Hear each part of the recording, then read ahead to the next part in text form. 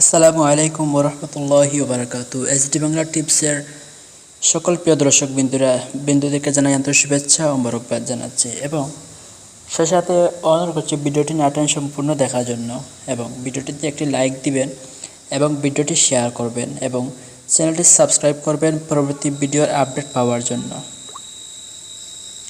আজকে আমরা নবী করিম সাল্লাল্লাহু আলাইহি সাল্লামকে স্বপ্নে দেখার জন্য যে আমল, সেই আমল নিয়ে আলোচনা করব।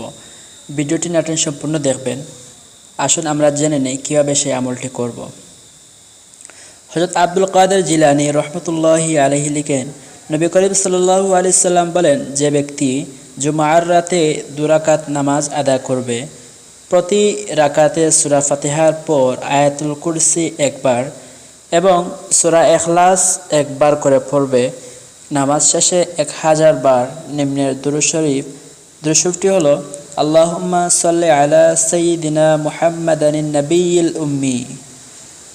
এই দুরূদ শরীফ পড়ে পাক পবিত্র অবস্থায় শয়ন করবে, সে ব্যক্তি অবশ্যই আমাকে স্বপ্নে দেখতে পাবে এবং তার গুনাহ মাফ করে দেয়া হবে।